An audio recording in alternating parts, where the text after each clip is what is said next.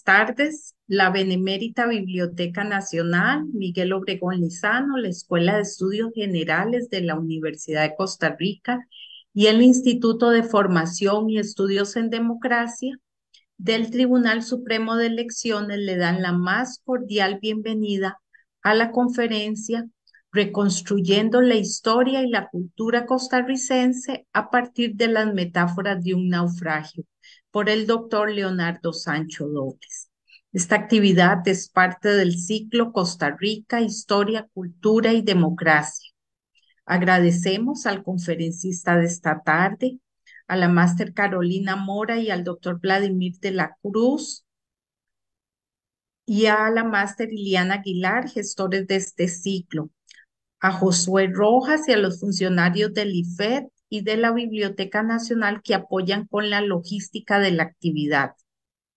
Un especial agradecimiento a todos ustedes que nos acompañan en vivo y a las personas que posteriormente vean el video de la conferencia que va a permanecer en el canal de YouTube del Tribunal Supremo de Elecciones y a partir de mañana en el Facebook Biblioteca Nacional Costa Rica. Le doy la palabra a la máster Carolina Mora. Muchas gracias, buenas tardes. Muy buenas tardes a quienes se nos unen este lunes 7 de agosto y en otras oportunidades también. Pero hoy hace exactamente 1 año y 5 meses que iniciamos con el ciclo Costa Rica, Historia, Cultura y Democracia. Nos sentimos muy complacidas de unir esfuerzos entre el Instituto de Formación y Estudios en Democracia del Tribunal Supremo de Elecciones, la Benemérita Biblioteca Nacional y la Escuela de Estudios Generales de la Universidad de Costa Rica. El sentido inicial de este ciclo de conferencias es el de llevar al público una serie de charlas y conferencias que permitan conocer aspectos interesantes de nuestra historia, desarrollo cultural y político democrático. Hoy escucharemos de un suceso de la historia colonial costarricense que dio pie a una profunda investigación realizada en el año 2019 por Leonardo Sancho Dobles, en el marco de la Cátedra Humboldt. El objetivo de esta Cátedra Humboldt es el de incentivar el intercambio científico entre Alemania, Costa Rica y Centroamérica. El doctor Leonardo Sancho Dobles, a quien seguidamente paso a presentar, hoy nos va a brindar detalles de esta maravillosa investigación. Es profesor catedrático de la Escuela de Estudios Generales en la Universidad de Costa Rica, doctor en Literatura Hispánica y Teoría de la Literatura por la Universidad de Navarra, con mención en Doctor Internacional. Entre sus publicaciones cuenta con 5 libros y más de medio centenar de artículos publicados en libros colectivos y revistas especializadas. Participa como ponente en su especialidad en congresos y coloquios nacionales e internacionales en Colombia, Chile, España, Estados Unidos, Italia, México y Perú. Entre sus áreas de interés están la literatura colonial, el siglo de oro, Miguel de Cervantes, Sor Juana Inés de la Cruz, el teatro breve virreinal y los orígenes de la literatura costarricense. Fundador del grupo de estudios transdisciplinarios sobre literatura y medicina y es miembro asociado, vocal institucional del proyecto de estudios indianos entre la Universidad de Navarra y la Universidad del Pacífico del Perú. Queda con ustedes el doctor Leonardo Sancho Dobles con la conferencia del día de hoy, Reconstruyendo la historia y la cultura costarricenses a partir de las metáforas de un naufragio. Muchas gracias.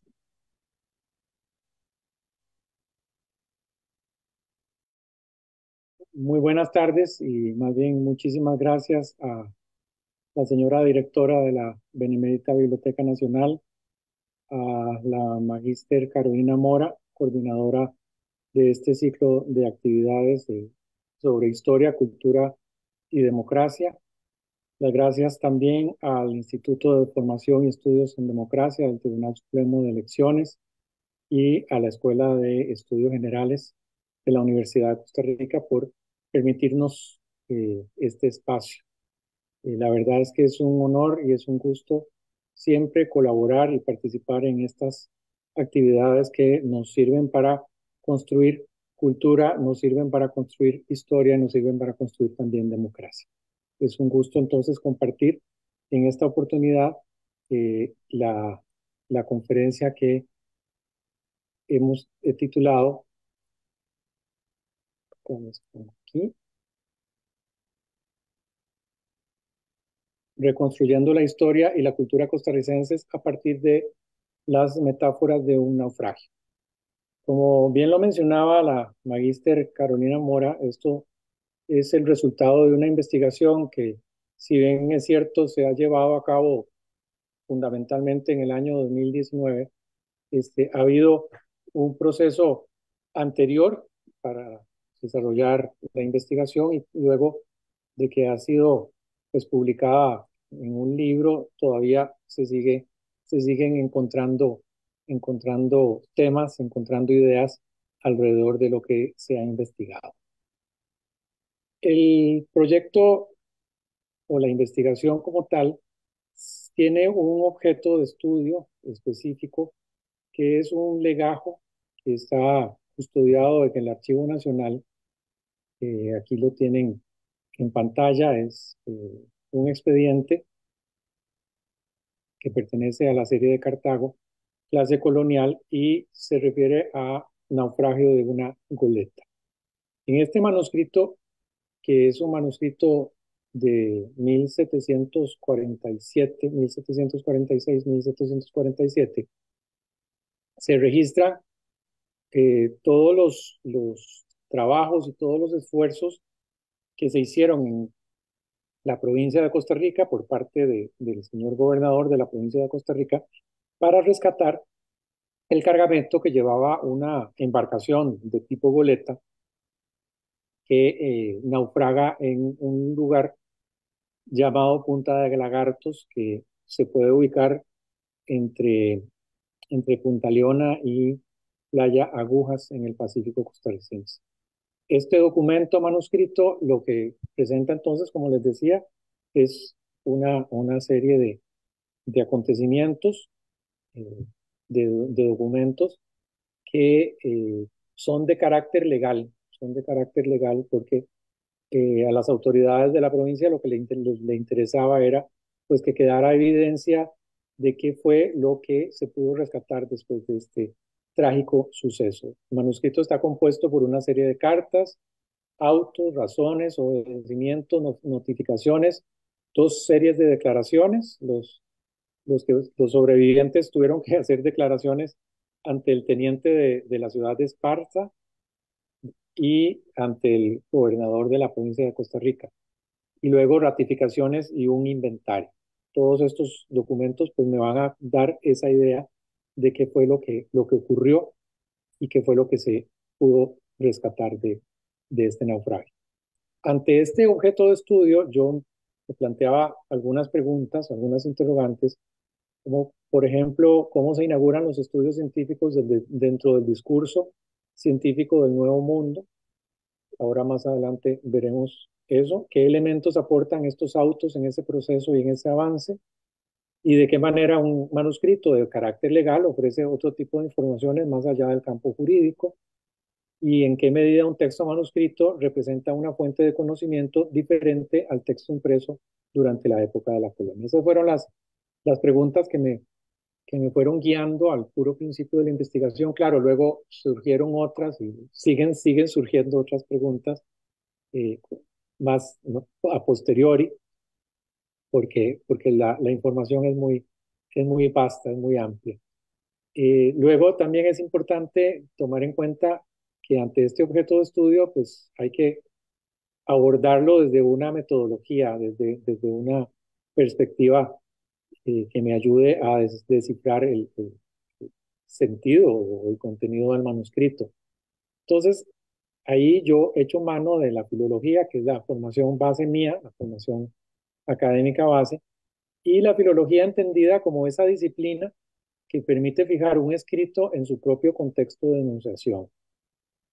Es decir, cómo cómo entender un escrito en el momento en el que fue hecho y establecer además sus coordenadas de espacio y de tiempo y así comprender su sentido de manera integral y las razones por las cuales fue creado o por las razones por las cuales fue producido. En este proceso, además, hay que hacer una transcripción del manuscrito, fijar textualmente, porque como ustedes vieron la imagen que pasé del manuscrito, pues se escribe de otra manera, la puntuación es otra, la ortografía, las leyes ortográficas o las normas ortográficas son otras. Y luego en el proceso es muy importante la parte de la anotación, las notas explicativas. Estas notas explicativas son las que luego nos van a abrir ese enorme panorama del contexto. Y en la anotación se reconocen los referentes geográficos, se pone especial atención a los topónimos, es decir, los nombres de lugares, para obtener una ubicación más precisa. Claro, si yo decía el nombre del Punta de Lagartos, yo no lo ubico en este momento en la geografía, pero en la geografía de un mapa de Costa Rica, pero hay algunas otras indicaciones que me da el manuscrito que me permiten decir dónde era que estaba. Además, en las anotaciones hay que tomar en cuenta el vocabulario de los marinerismos, los términos de las artes de navegar, y también se llevan a cabo anotaciones en la geografía de la época, en la moderna, y se recurre también a libros y diccionarios especializados en el vocabulario de la época. Y por otra parte también es importante que en este proceso de anotación se reconstruye el contexto militar y político en el que se encontraba inmersa la provincia de Costa Rica durante la época de la colonia. Yo creo que eso es importante que lo tomemos en cuenta como uno de los antecedentes de nuestra historia, de nuestra cultura y de nuestra democracia. Otro aspecto también, además de la filología, es la idea de una metáfora. Si bien es cierto, se nos habla y se nos dice que las metáforas son las figuras literarias que aparecen en los poemas, y entonces a los estudiantes de colegio hay que ponerlos a analizar las metáforas en los textos líricos y todo ese montón de cosas, pero la metáfora es un concepto muchísimo más amplio y muchísimo más poderoso, porque una metáfora lo que significa es una traslación, es un desplazamiento, es llevar más allá, es ir de un lugar a otro. Una metáfora es un sentido que está en lugar de otro sentido, es algo que está en lugar de otra cosa. Y en este sentido, valga la redundancia, este manuscrito, estos trazos, esta escritura que nosotros tenemos en el Archivo Nacional y con el cual yo trabajé, es una metáfora. Es una metáfora porque ese manuscrito está en lugar de algo que ya no está, en lugar de algo que está ausente, y es ese acontecimiento trágico del naufragio. Entonces, este manuscrito funciona también como una operación metafórica. Es algo que está en lugar de esta cosa, que es algo que ha desplazado la historia, que ha desplazado el tiempo, que ha desplazado el espacio, porque ya no podemos tener ese naufragio que ocurrió en el año 1746. Lo que tenemos es eso que me dice ese manuscrito. Entonces, a partir de la filología y de la metáfora, vamos a entrar en el análisis de la investigación o el análisis del texto. El documento se abre con una carta que escribe el capitán capitán sobreviviente de la embarcación de la goleta, y en esta carta hay ya 3 nombres de personajes que me pueden ir dando pistas de cómo se construía la cultura costarricense en aquella época. La carta está dirigida al gobernador y capitán general de la provincia de Costa Rica, don Juan Germín y Leonard. Dice: señor, participó de vuestra merced la infausta noticia de mi naufragio. Como el día 3 de octubre salí del puerto de Taboga en compañía del señor brigadier Alonso de Heredia, aquí tenemos otro nombre clave. Su excelencia iba en una embarcación grande que viene de comandante de las armas de este reino y trae muchos pertrechos de guerra. El día de la conjunción, es decir, el día de la catástrofe, y aquí es importante mencionar también que la catástrofe, la conjunción, tiene que ver con los vientos y las corrientes contrarias, pero además el día en el que ocurre la El naufragio es un día donde hubo luna nueva, o sea que no había visibilidad de noche. Entonces, eso son causas de o explican las razones por las cuales esta embarcación naufragó, pero hay otras más, que las vamos a ver más adelante. Entonces, el día de la conjunción, se me abrió la goleta en agua y fue creciendo con tanta temeridad que 2 días antes de varar en Punta de Lagartos, ya se habían perdido el pañol y 21 quintales de pólvora de su majestad.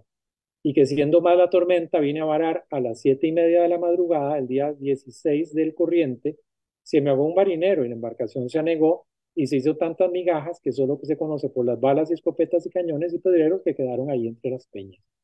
Es decir, lo que ocurre es que esta embarcación prácticamente, para que quienes nos están siguiendo tengan esa idea, esa imagen, se estrella contra unas rocas, contra unos arrecifes o contra todos estos peñones que hay en esa zona después del río Tárcoles.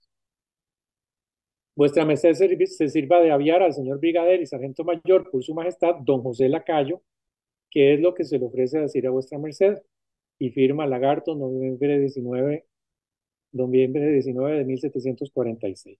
El capitán de la goleta, don José de Mesa y Llerena. Pues aquí ya tenemos cuatro nombres importantes: el del gobernador, el brigadier que va a tomar posesión en Nicaragua como comandante de las armas, y luego el sargento mayor, don José Lacayo, de Briones y Palacios, que más adelante veremos cuál fue su función en la época de la colonia, y por supuesto el capitán de la goleta.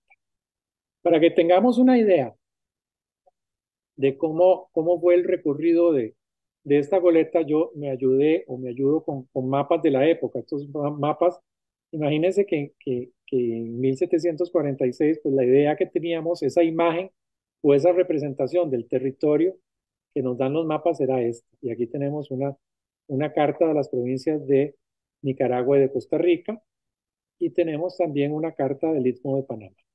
Pues entre Costa Rica y Panamá yo traté de reconstruir un mapa a partir de estas dos representaciones para ir viendo punto por punto cuál fue el recorrido de esta embarcación, goleta. Entonces recuerden que la goleta iba detrás de una embarcación mayor, y en esa época ir detrás de una embarcación mayor significaba ir de conserva. Esta goleta iba de conserva de esa otra embarcación donde iba el nuevo teniente o comandante de las armas. Salen de Panamá el 12 de septiembre, están en la isla de Taboga hasta el 3 de octubre. Luego dice que a los 13 días de navegación pierden a la fragata y se quedan en la isla de la Montuosa, aquí en, en, en la costa panameña. Permanecen 5 días y un poquito más. Luego siguen su curso de navegación y permanecen 22 días en Punta Urica. Punta Urica, justo en la frontera entre Costa Rica y Panamá. Más adelante de Punta Urica entran al Golfo Dulce para abastecerse de agua y plátanos. Luego, cuando van por la isla del Caño, descubren que la goleta se está inundando. Y entre el 12 y el 17 de noviembre, la embarcación se inunda muchísimo más, hasta que finalmente dan fondo o naufragan en Punta de Lagartos el 18 de noviembre. Para que nosotros tengamos una idea actual, aquí tenemos una representación muchísimo más cercana a nosotros de Google Maps, donde ustedes pueden fijarse en la trayectoria de esta embarcación entre el 12 de septiembre y el 18 de noviembre. Es que además tengan idea de que esta embarcación duró más de 2 meses, desde que salió de Panamá hasta que naufragó en la costa del Pacífico costarricense. Aquí tengo marcado en un punto rojo Panamá, desde donde llegó, desde donde salió. Y aquí en Nicaragua tengo marcado este otro punto rojo a donde debía llegar, que es el puerto del Realejo, en Nicaragua, donde hubo una gran actividad marítima en la época de la colonia. Pues bien, resulta que no llegó a buen término la goleta. Aquí está en la isla Taboga. Después por aquí queda la isla Montuosa, Punta Burica, el Golfo Dulce, donde se abastecieron de agua y plátanos, y luego siguieron surcando hasta que finalmente dieron fondo o pues tuvieron la catástrofe aquí en esta parte de la Punta de Lagartos. Eso es para que tengamos una dimensión actual de qué fue lo que ocurrió con la goleta. Esta goleta iba eh, con un cargamento bastante especial que era un armamento, y dense cuenta que en lo que se cargó, que se cargó en Panamá eran 14 barriles y 6 cajones de pólvora, 6 cañones y 6 pedreros, 20 cajones de fusiles, un cajón que decían de ser pistolas, 8 cajones, 4 de metralla y 4 de balas de fusil, 9 hachuelas de abordar, una lanzada, un sacatrapos, un atacador y 2 cucharas, 26 zurrones de balas sin saber el número ni el calibre de dichas balas. Eso es lo que tenían inventariado cuando salen de Panamá. Y lo que finalmente rescatan son 154 fusiles de servir, 14 cañones, aunque uno pues, estropeado, 6 buenos cañones, las llaves, 5 culatas, 4 pares de pistolas, ahí van dando más información, 6 cañones de fierro y 6 pedreros, 196 balas de calibre de A12 y de 8, con más de 70 dichas de calibre de A6, unas y otras que componen 256 más o menos. 37 balas de hierro, un zurrón de balas de fusil, 3 cajones clavados, que hice también reatar para más firmeza, el uno como de a vara de largo y 2 más chicos iguales de a poco a media vara de largo, y los saco en número de los 3. Este es el inventario que al final consta de lo que se pudo rescatar después del naufragio. Si ustedes se dan cuenta, pues la embarcación iba muy, muy sobrecargada. Además, ¿quiénes iban en la embarcación? Iban 9 marineros. Uno de ellos falleció, no tenemos el nombre. Estaba uno que es el que en aquella época se conocía como el soldado dragón, que era el que iba vigilando la carga, que se llama Miguel Hernández, que es de origen catalán. Más adelante se dice que es de origen catalán. Antonio García, que es un pardo libre de El Callao, en Perú. Rafael Ruiz también es pardo libre de Granada, Nicaragua. Lázaro Velázquez, también de Granada, Nicaragua, pardo libre. Pascual del Rosario, de Granada, Nicaragua, pardo libre. Cristóbal Álvarez, es un mestizo de la ciudad de Santiago de Chile, marinero de la goleta. Gabriel Perello, natural de Barcelona, y el capitán José de Mesa y Llerena de Tenerife. Entonces, fíjense que en esta embarcación, aparte, como les decía, el que falleció en la tragedia, tenemos estos personajes que me van a dar una idea bastante curiosa de cómo se conformaba el asunto de quienes viajaban en las embarcaciones. Muchos son pardos de Perú, de Nicaragua, un mestizo chileno, 2 catalanes y un canario. Esos eran los que viajaban en la goleta. Y además hay un actor bastante importante que no se le da mucha atención, porque cuando el gobernador de la provincia ordena rescatar lo que ocurrió, lo que quedó, manda enviar o envía a 8 indígenas de la zona de Pacaca, que tenían fama de ser buenos buceadores. Y entre estos 8 indígenas bajan por un río, llegan a la zona del naufragio, y durante varios días están rescatando las balitas, los cañones, todo lo que se hace constar en el inventario. Nos dice en esta declaración que los indios dijeron que son indios de Pacaca, que se llaman uno Antonio Vázquez, otro Salvador Ríos y otro Pablo Soto, y que los otros 5, por no estar enfermos, no han venido. Era cuando iban a cobrar lo que les habían indicado que les iban a pagar por sus servicios. Entonces, fíjense que tenemos por un lado militares, por otro lado marineros y por otro lado indios. Veamos quiénes son los militares.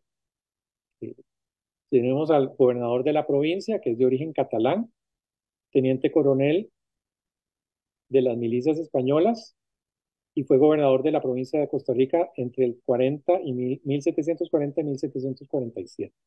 Juan Gemir Leonardo Fontanellis.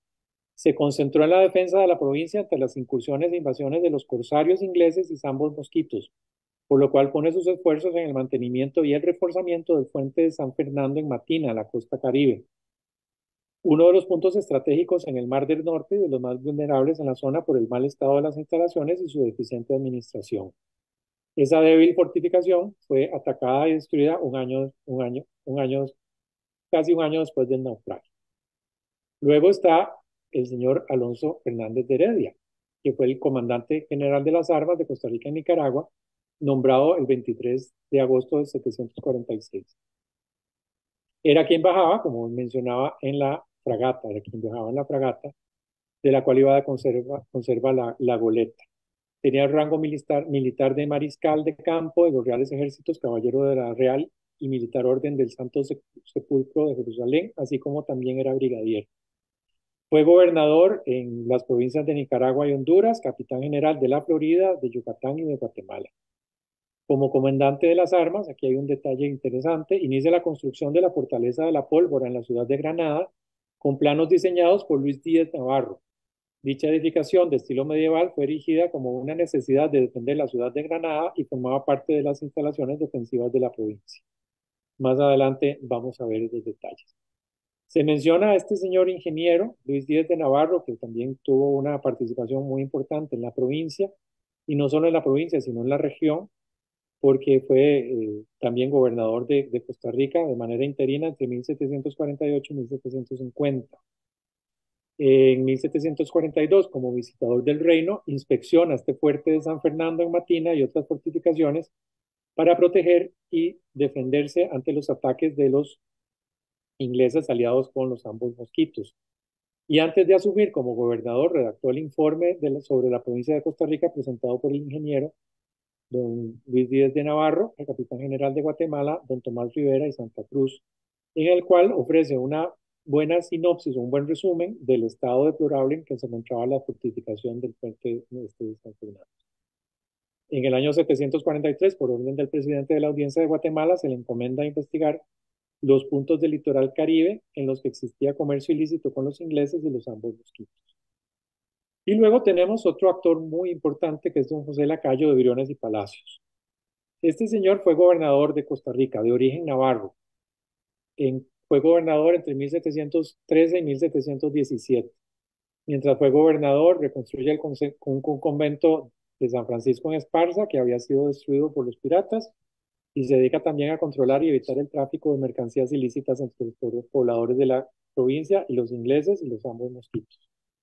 Desde su inicio, pues siempre estaba muy preocupado por el asunto militar, lleva a cabo inventarios, diseña una estrategia de protección sumamente interesante, de control con una embarcación que surcaba entre Herradura y el Cabo Blanco en Nicoya, surcaba durante el día para vigilar los ataques si llegaban piratas.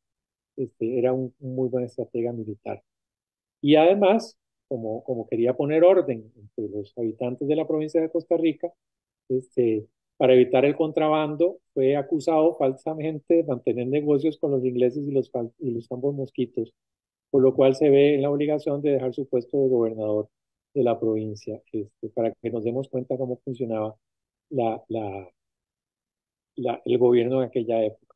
Fue acusado falsamente por algo que no estaba haciendo, simplemente por los que se veían beneficiados de esos trabajos ilícitos. En el año 745 es designado comandante general de las armas de la provincia de Nicaragua y se desempeñó como estratega de defensa en la región ante las amenazas cada vez más frecuentes y graves de una invasión desde el río San Juan y el lago de Nicaragua por parte de los enemigos. En este momento redacta un documento sumamente importante para la geopolítica, la geoestrategia de Costa Rica, de las provincias de Costa Rica y de Nicaragua. Se llama La relación de la laguna de Nicaragua y el río San Juan.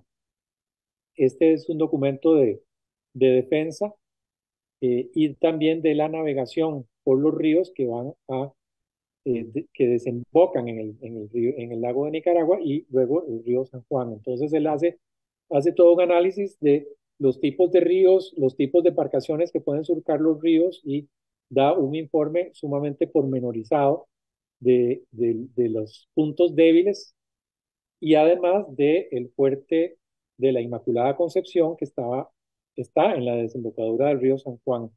Anota qué es lo que hay, un inventario de qué es lo que hay en el fuerte, quiénes son los que residen y bueno, es una relación sumamente pormenorizada.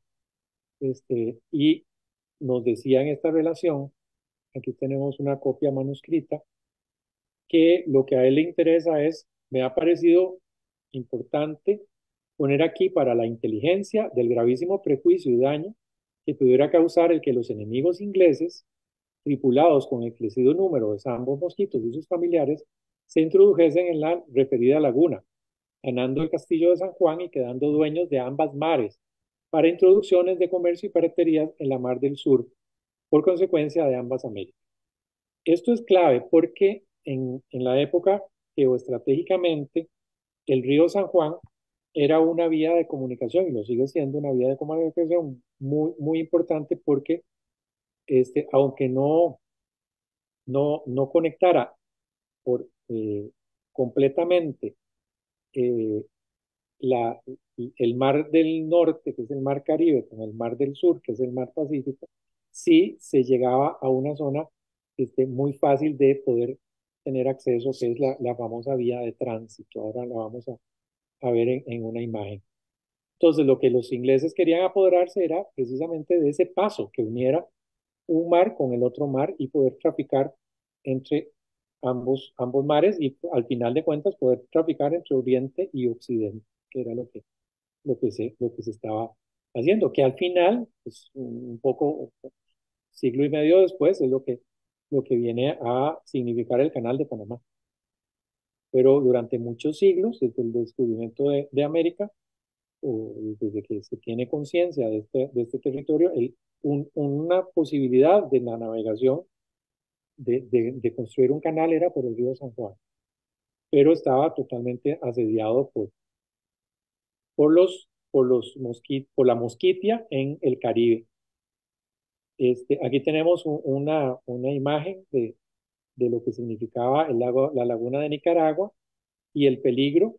Dice ahí el río San Juan por donde pueden subir el enemigo, es decir, donde pueden llegar los zambos y los mosquitos. Y aquí está el Río Frío de Sarapiquí, que desemboca en la laguna de Nicaragua, y luego está el río San Juan, para que nosotros tengamos una idea de qué eran los peligros. Aquí tenemos el castillo de la Inmaculada Concepción, que todavía está en pie en el río San Juan, que era una fortaleza de defensa ante posibles ataques.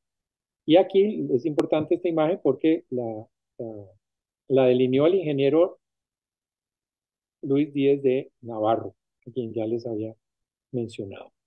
Este es el plano del fuerte en el río San Juan.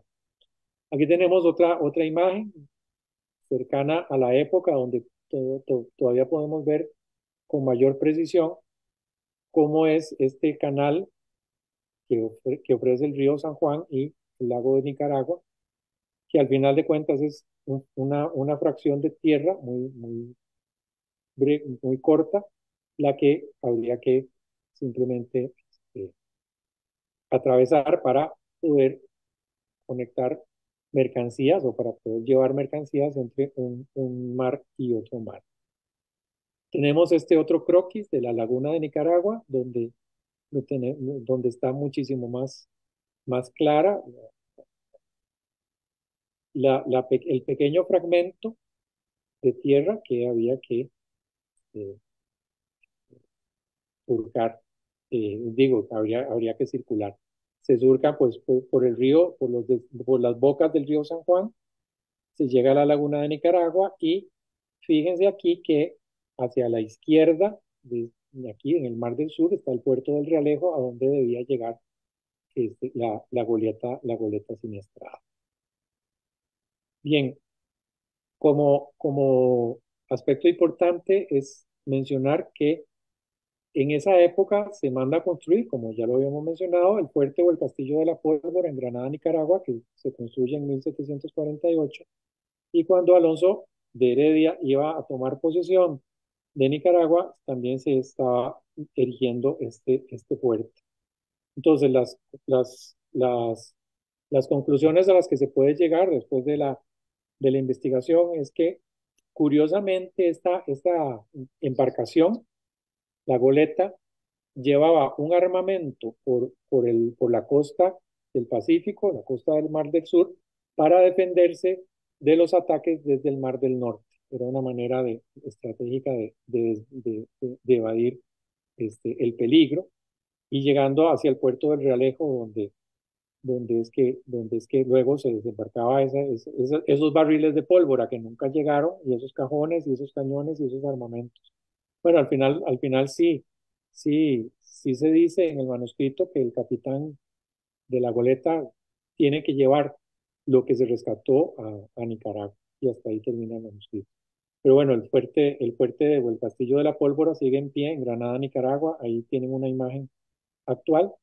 Y las conclusiones a las que se pueden llegar es que el sobrepeso de la goleta, además de otros aspectos que ya había mencionado, la luna nueva, las corrientes marítimas, las, las, la- las corrientes y la situación climatológica. Incluso recientemente un gran amigo, meteorólogo, me dijo que en ese año, en el 746, hubo un fenómeno de estos por el que estamos pasando en estos años. Se dio el fenómeno del niño en ese año. Entonces, por eso les digo que la investigación todavía sigue, porque ese dato de que en el 746 yo tenía el dato de que había luna nueva, de que había vientos y corrientes contrarias, pero no que era el fenómeno ENUS que estamos pasando en estos días, que además también colabora a esa, pues es de los causantes, ¿no?, de la tragedia. Entonces ya les decía, el cargamento de la goleta surcaba, bueno, el sobrepeso fue el causante de la tragedia. Incluso en el manuscrito hay palabras que pertenecen a los marinerismos que les había dicho, como azorrar.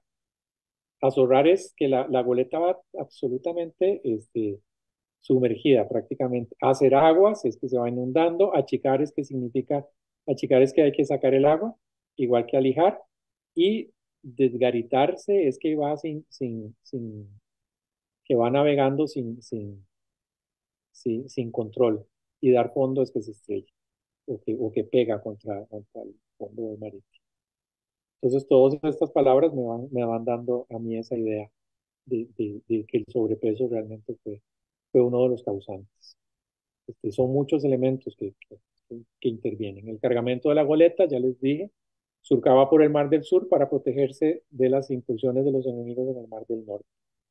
Y luego otros aspectos importantes que me parece necesario relacionar con la historia, la cultura y la democracia.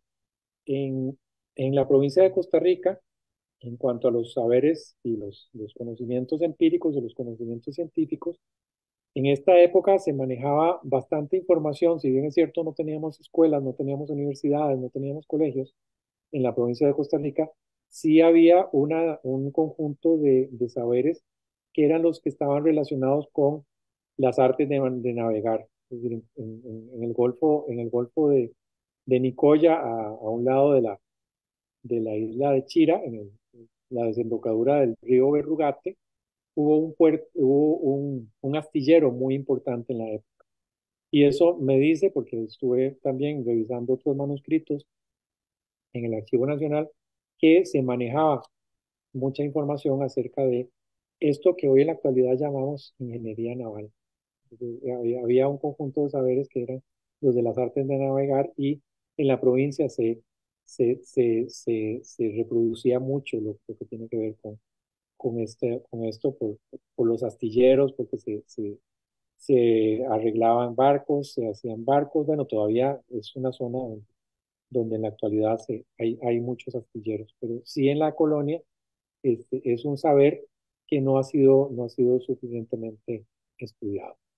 Y luego otra de las conclusiones a las que también pues, llego es que la identidad costarricense, la historia y la cultura de nosotros se escribe también desde los márgenes, no solamente desde los centros importantes de poder, como era la provincia, la capital de la provincia que estaba en Cartago, donde tuvieron que ir algunos de los marineros a dar declaraciones y donde tuvo que ir el capitán de la goleta a dar sus declaraciones ante el gobernador don Jorge Miri Llonar, sino que también en las costas había también muchos